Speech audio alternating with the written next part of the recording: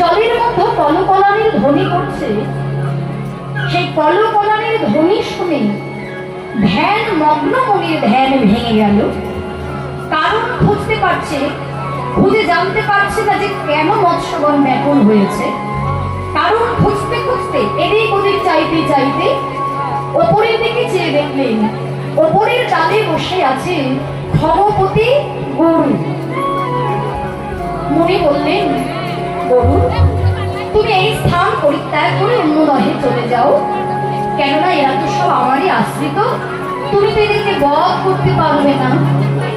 তাই যাও, ভালো ভালো তুমি এখানে না থেকে এই স্থান পরিবর্তন করো।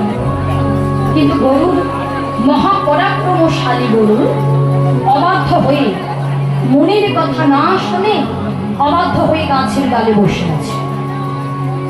মুনির মনে ক্রোধের সঞ্চার হল। ক্রোধান্বিত হয়ে বললেন, মুনি, গরু, আজকে তুমি ভগবান বিষ্ণুর বাহন বলে আমি তোমায় ক্ষমা করলাম, তোমায় ছেড়ে দিলাম।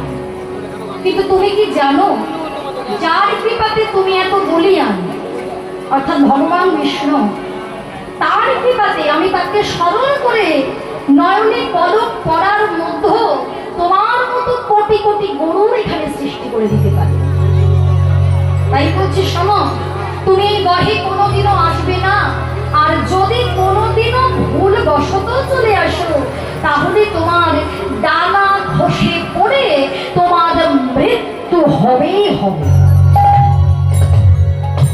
এই যে যেদিন থেকে অভিশাপ হয়ে গেল সেদিন থেকে গরুর আর প্রাণের ভয় তো আর কখনো কোনোদিনও বৃন্দাবনের ওই দহে যেতে আর সাহস পেত না। আর এদিকে রমণক দ্বীপে নাগাঙ্গনাগণের বসবাস। সেই রমণক দ্বীপ থেকে প্রত্যেক দিন ওই গরুরের আরেক নাম কি বলতো? পণ্যগারী সর্পভোগ।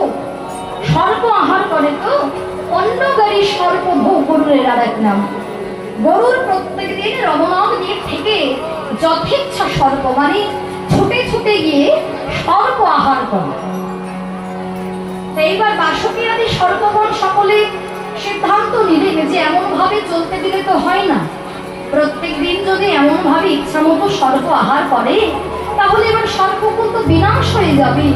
তাই বাসুকী আদি সর্পগণ সিদ্ধান্ত নিলেন যে প্রত্যেক দিন গরুরকে প্রত্যেকের ঘর থেকে একটা করে সর্প নিজেরা নিজেদের হাতে দান করবে। তাতে গরুরকে আর ছুটে ছুটে খেতে হবে না, কিন্তু গরুর যাতে